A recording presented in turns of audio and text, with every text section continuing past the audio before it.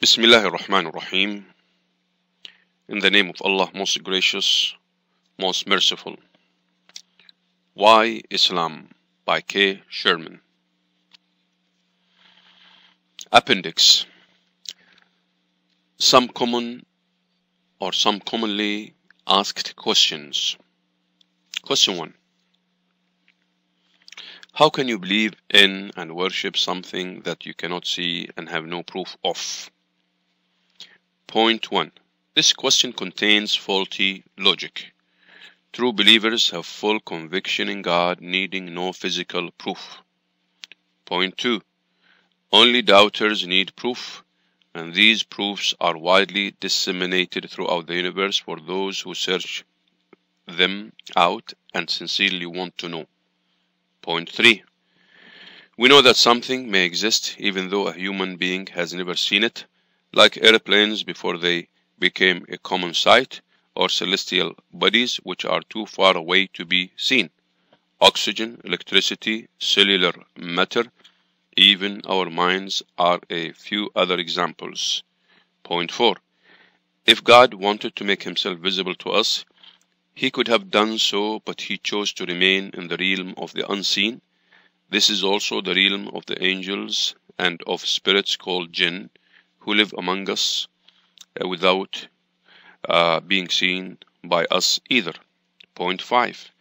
If God had made himself visible, belief and worship of him would have become incumbent upon all people. God ordained life to be a test so that he may reward or punish us according to our own merits. Forced belief would show no effort on our part. God left it up to us to choose whether or not to be grateful and obedient. Point 6. This is the most compelling argument. In the spiritual realm, physical qualities take on a different significance altogether. For example, worldly wealth differs from spiritual wealth. Satisfaction with who you are and what you possess.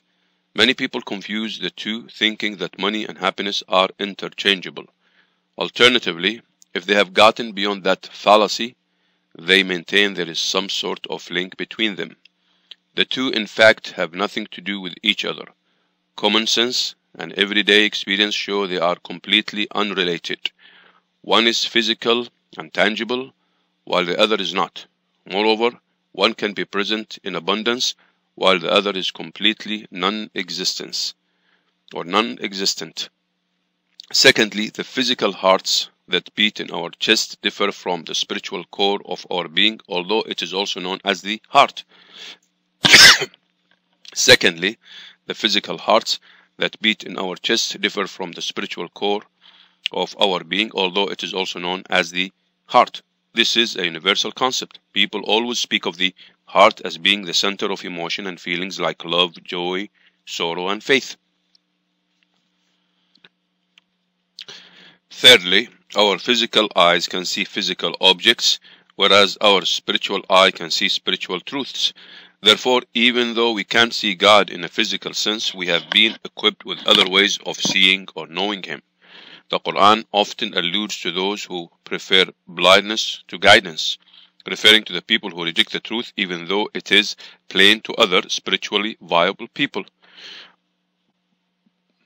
The Quran often alludes to those who prefer blindness to guidance, referring to the people who reject the truth even though it is plain to other spiritually viable people. By refusing to see spiritual truths, such people actually do a terrible disservice to themselves. They render themselves blind, consciously choosing not to open their eyes. If they blindly reject the truth in this life out of arrogance, stubbornness, close-mindedness, ignorance, or any other failure to see, they will be deprived of their physical sight in the life to come. The Quran tells us they will be raised up blind. When they ask God why they cannot see, he will remind them that they did not use their vision correctly when they had it. كذلك أتتك آياتنا فنسيتها وكذلك اليوم تنسى. Surah Taha, Ayah 126. Thus did our signs come to you, and you forgot them, and thus will you be forgotten. Quran chapter 20 verse 126. Point 7. It is perfectly legitimate to believe in something you cannot see, as long as you have other ways to detect it, as with a buried treasure or even a tumor in the body. We have tools to verify the existence of such unseen objects, so we know they are there. Similarly, God gave us hearts and minds as tools to be able to detect His presence.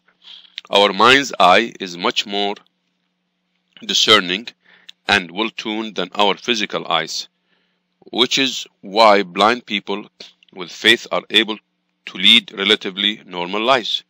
In contrast, the spiritually blind, even if they have two eyes, will have to suffer through a severely limited, debilitating existence due to their lack of true vision. God has put signs in the world around us and even within ourselves. He has made our hearts receptive to and comfortable with the truth, goodness, and piety. That is why people readily identify with the values and teachings of Islam, the religion of a human nature. Point 8. If we had not been provided with these tools, intellect, insight, the power of reasoning and logic, the ability to differentiate between right and wrong, a moral compass, gut feelings, instinct, common sense, and an inexplicable identification with what is good and pure, it would indeed have been unfair to expect us to believe in something we can neither see nor detect.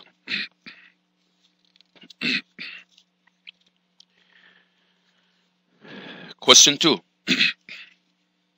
If you say God is responsive to our needs and provides everything for us, 3 of His 99 names being the responsive, the generous, and the sustainer, why is it that He leaves so many people in need physically, emotionally, and spiritually?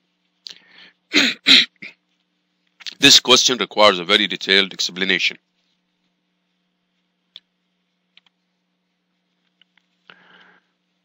First, God is not a tyrant and intends no harm or injustice to anyone. He created us in truth for a purpose to fulfill certain duties and obligations. If we fulfill this purpose, He has promised to overlook our shortcomings and reward us with the eternal abode of paradise. As our Creator, He has implanted in us certain traits, features, desires, ambitions, needs, drives, and preferences. These include characteristics like curiosity and the need for attention, companionship, love and affection, sincerity, and being treated fairly, decently, and equally. Some inner qualities of ours have been mentioned in the Noble Quran, such as our weakness of flesh and love of wealth. It is written, وَتُحِبُّونَ الْمَالَ حُبًّا جَمًّا, Surah Al-Fajr, Ayah 20. And you love wealth with much love, Quran 89, verse 20. Therefore, we know that this is true for all people in all places and at all times.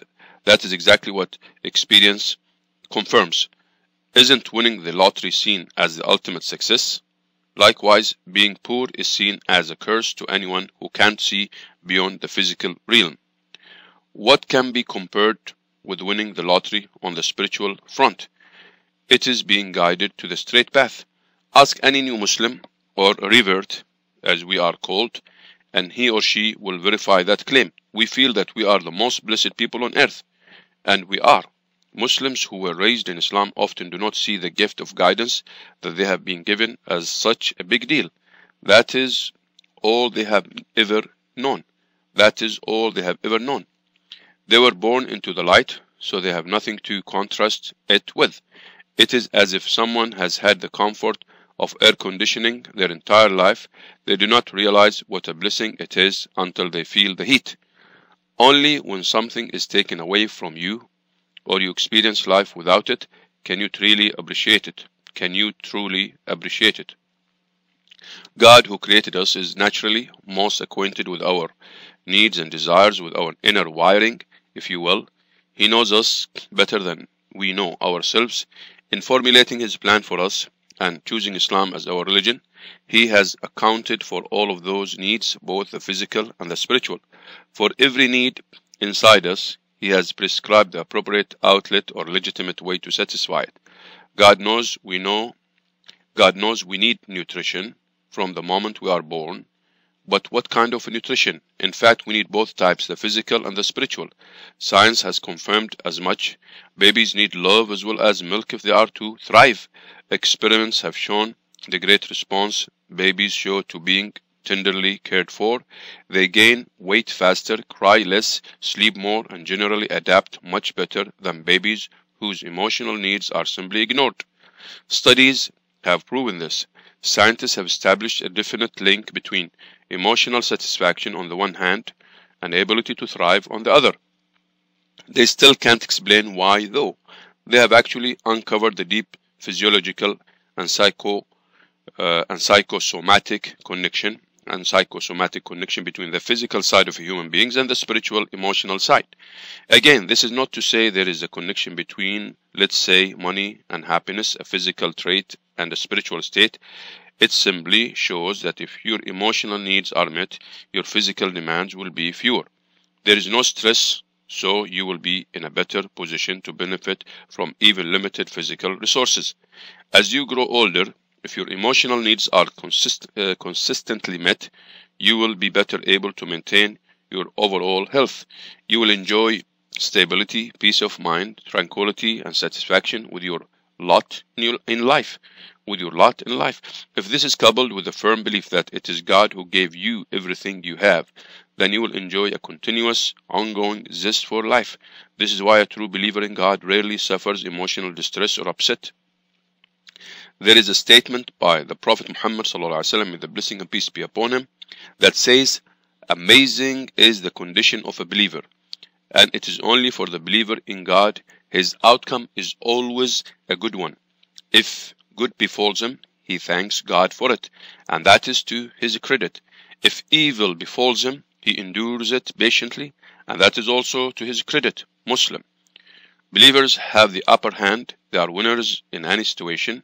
True believers are so spiritually satisfied and have such a deep tranquility in their hearts that they tend to disregard or turn a blind eye to what many people see as their main goal in life, the procurement of material wealth. Satisfying one's physical needs is of course much easier than satisfying emotional needs.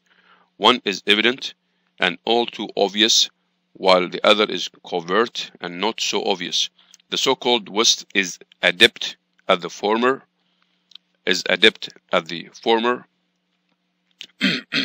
but seems to have no idea about the latter. The one who created us knows and fully expects that when our emotional needs are not met, we will try to find a replacement. The sexual laxity of the West is just one example. Perhaps we are looking for the love and attention that our parents never gave us. The fact that Islam is spreading like wildfire worldwide proves that many people are looking for real spiritual satisfaction. People find in Islam exactly what they are looking for. It is the missing link, if you will, the key to restoring that all-important emotional, spiritual, physical balance. All young people want to feel loved. They seek to fulfill an inborn emotional need. Their society may have failed them, as often happens in the West, implying that love can be found through promiscuity. Not only will they never find what they are looking for, but they may do irreparable damage to their psyche in the process, filling it with foreign emotions like guilt, frustration, fear, anger, regret, rejection, and worst of all, self-hatred. There is only one prescribed outlet for fulfilling our need for love, affection, intimacy, sexual gratification, and the desire for children. That is through the marriage bond. It is the only way to preserve the dignity, respect, and well-being of the human being. That is why God, the Omniscient, ordained it for us. After all, He is the one most acquainted with our true natures. Sometimes God withholds something from us for a reason, despite our need for it. For example, He may not give us the means to get married, although we want to. He lets some people starve to death. There is widespread drought and famine in Africa. Some people are born blind, deaf, or otherwise disabled. God could have fixed all of these shortcomings, both the physical and the spiritual. He could have provided for everyone, but He lets them occur. He has a master plan for all of us that addresses all of our needs. We do not know his plan, and we have no right to question its validity. Although we may never know the wisdom behind God's choices, it is clear that it is better for us to do without sometimes. If all of our needs were met all the time, people would never search for the truth, would they? If all of our needs were met all the time, people would never search for the truth, would they? Just think about it. What would make us return to the path if we all feel self-sufficient? What would make us acknowledge God or even care who was providing all of our needs if everything were rosy all the time? In such a case, we wouldn't even bother. God, in his infinite wisdom, sometimes leaves us to our own devices. He has created us, so he knows that if our nature is sound, we will automatically return to him, to the correct worship and knowledge of him. Sometimes he pushes us to the limit, but it is always for our benefit and to our advantage in the end. He has promised that if we overcome the odds against us and align our will with his, he will forgive us and fulfill all of our desires in the life to come, though not necessarily here on the earth. There is nothing wrong with asking. A very common invocation in Islam is, "Our Lord, grant us the good of this world and the good of the next."